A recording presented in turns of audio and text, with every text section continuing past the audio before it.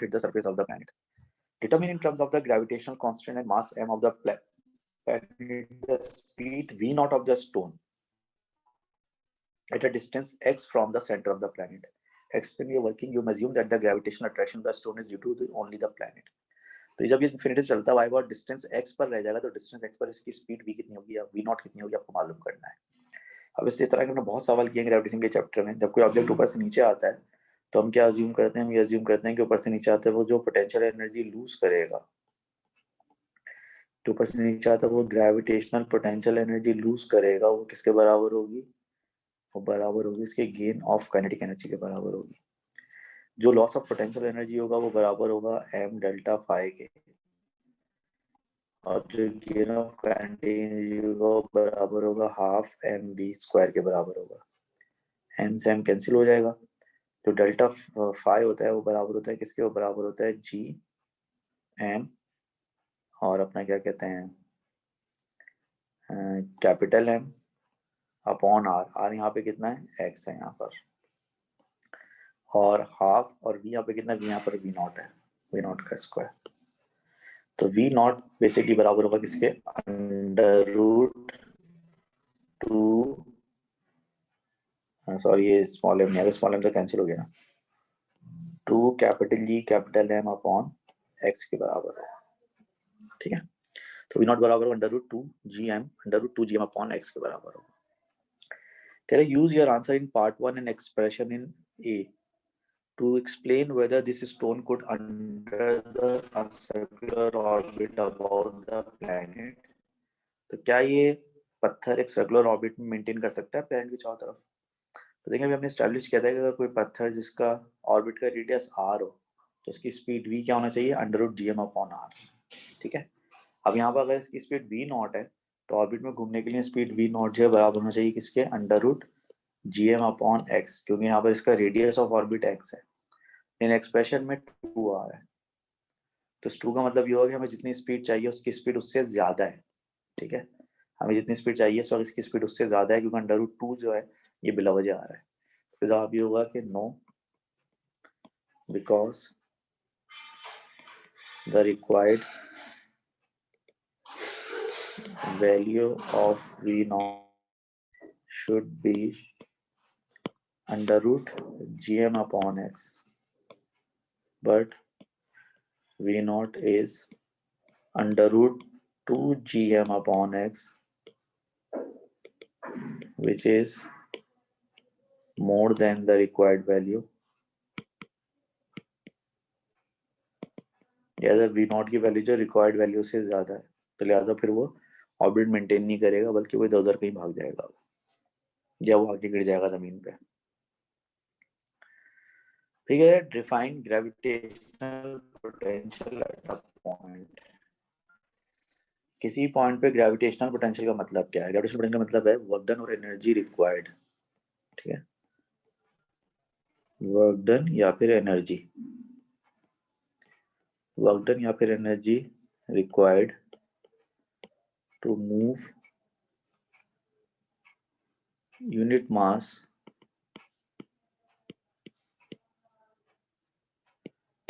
from infinity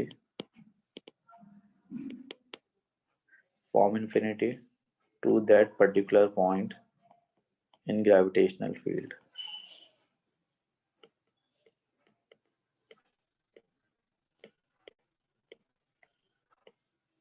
ठीक है, in gravitational field. ठीक है, यानी इन्फिनिटी से जो है आप एक यूनिट मास को लेकर आए और उस पॉइंट तक लेकर आए जिस पॉइंट पर आपको ग्रेविटेशनल पोटेंशियल चाहिए, तो वो वर्क डन जो होगा वो एनर्जी जो होगी वो ग्रेविटेशनल पोटेंशियल के बराबर. पार्ट बी में कह रहा है द मून में be considered to be an isolated sphere of radius 1.74 exponent 3 kilometer with mass of 7.35 exponent 22 kilogram concentrated at its center.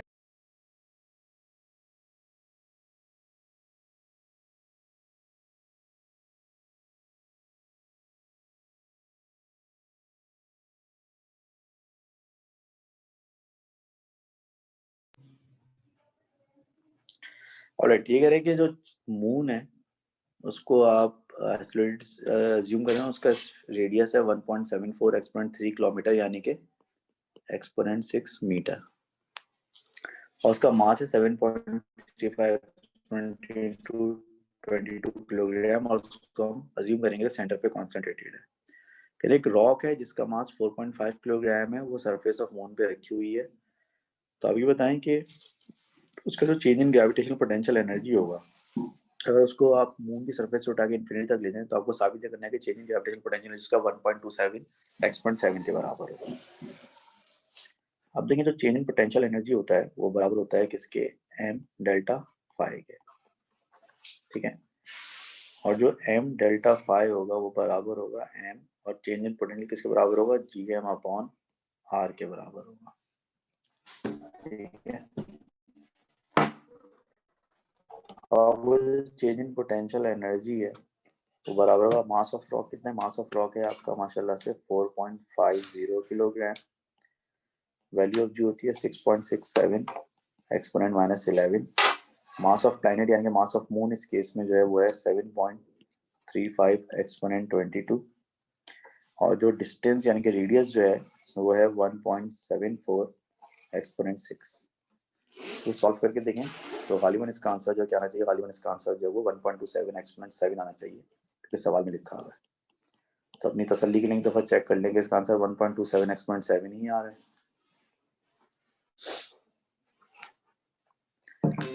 फिर ये कह रहा है कि the escape speed of the rock is a minimum speed that the rock must be given when it is on the moon surface so that it can escape to infinity. Use the answer in part 1 to determine the escape speed. Explain the working. escape speed मतलब मैं आपको बता चुका हूँ, escape speed मतलब होता है कि मिनिमम स्पीड जिस स्पीड से आप उसको ऊपर फेंकेंगे तो वो इन्फिनिटी तक पहुंच पाएगा। तो मिनिमम स्पीड आप कैसे मालूम करेंगे, जब उसको आप इन्फिनिटी पे फेंकेंगे तो वहां पर जो ये काइनेटिक एनर्जी लूज करेगा, जितनी वो काइनेटिक एनर्जी लूज करेगा उतनी पोटेंशियल एनर्जी गेन करेगा इन्फिनिटी तक जाते वक्त। आपका एनर्जी का लॉस बराबर होगा हाफ एम बी स्क्वायर के, और पोटेंशियल एनर्जी का लॉस गेन बराबर होगा एम डेल्टा फाई के। एम से एम कैंसिल, तो वी बराबर होगा अंडर रूट 2 डेल्टा फाई के, या फिर वी बराबर होगा किसके भाई, यार देखें ना एक और तरीका भी तो है, पोटेंशियल एनर्जी का गेन आपको पता है ना यार,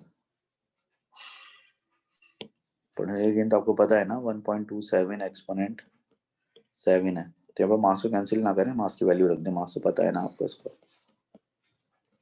मास ऑफ रॉक कितना है आपको 4.50 गिवन है, इंटू वी स्क्वायर बराबर है 1.27 एक्सपोनेंट 7। ये भी एक तरीका है, यहाँ से स्पीड निकालने कितनी आ रही है जरा, मतलब 2-2.5 आएगी स्पीड, चेक करें जरा कितनी आ रही है, शाबाश जल्दी से। 1.27 exponent 7 multiply by 2 divide by 4.50, फिर स्क्वायर स्क्वायर रूट। जरा आप में देखो कोई समझदार इंसान है जिसको जरा कैलकुलेट करके बता दे जल्दी से, शाबाश आनंद फान है।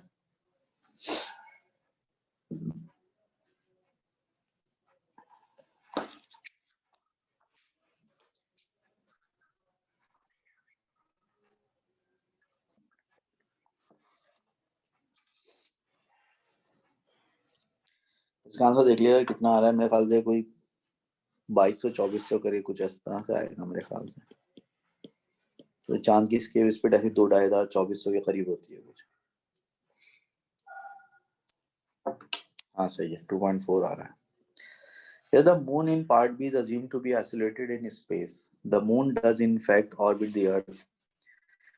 State and explain whether the minimum speed for the rock to reach the earth from the surface of the moon is different from the escape speed calculated in part B.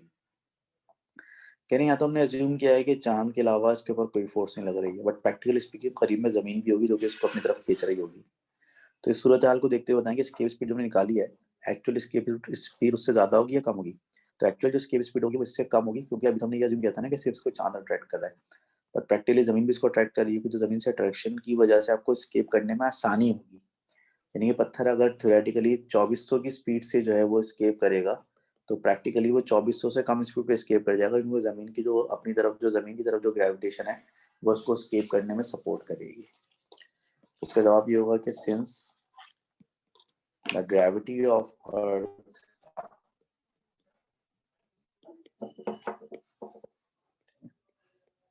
Since the gravity of Earth also pulls the stone, therefore the required value of escape speed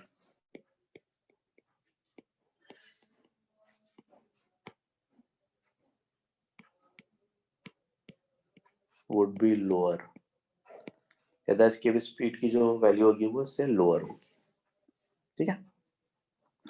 तो बाकी 2 question रह गए, ये इसका solution इंशाल्लाह मैं आपके साथ शेयर करता हूँ. पेपर 5 का सोल्यूशन भी आपके साथ शेयर करता हूँ. अब जरा फटाफट 2-3 बातें मेरी और से सुन लें. नंबर 1, जो रिमेनिंग सोल्यूशन है वो मैं आपके साथ ग्रुप पे शेयर कर लेता हूँ. नंबर 2, आप सब लोगों को मैंने पहले भी कहा था कि आपके असाइनमेंट्स के जो जो मार्क्स आपके पास मौजूद हैं वो आप मुझे सेंड कर दें, क्योंकि फिर मैं मार्क्स एक दफ़ा अपडेट कर दूंगा तो फिर आपके 0 मार्क्स आए या जितने भी मार्क्स आए फिर मैं जिम्मेदार नहीं होऊंगा. और तीसरी बात मैं ये कह रहा था कि आप लोग फ़ौरन भाग कर जाएँ और कॉलेज वालों ने ईयरली पास पेपर छापे हैं. वो ईयरली पास पेपर जाके पकड़ें फटाफट. पैसे तो आप लोग दे ही चुके हैं इसके, तो लेने तो हैं ही आपको, आज नहीं तो कल लेने. तो ईयरली पास पेपर जाके भाग के पकड़ें. मैं आपको विंटर वेकेशन का होमवर्क दूंगा. इन ईयरली पास पेपर में से कुछ सेलेक्टेड क्वेश्चन करने का मैं आपको होमवर्क दूंगा और उस असाइनमेंट के मार्क्स होंगे. ज़्यादा वो मार्क्स अगर आप लोग गेन करना चाहते हैं जो कि आपके सारे मॉक के रिजल्ट में या मिड टर्म के रिजल्ट में ऐड होंगे, तो आप फटाफट भाग के कॉलेज जाएं, ईयरली पास पेपर पकड़ें और जो जो क्वेश्चन नंबर मैं आपको मेंशन करूंगा वो क्वेश्चन आपको सॉल्व करके दें. ठीक है. तो ये काम लाजमी करें. बाकी जो रिमेनिंग सोल्यूशन है, जो 2 सवालों का सोल्यूशन रह गया और जो पेपर 5 का सोल्यूशन है वो मैं ग्रुप पे आपके साथ शेयर कर देता हूँ. और today is our last class because कल से तो वेकेशन स्टार्ट हो जाएंगे, विंटर वेकेशन. एंड इंशाल्लाह hope to see you all in the college on 11 January. And thank you very much. ठीक है जी. अल्लाह हाफिज़.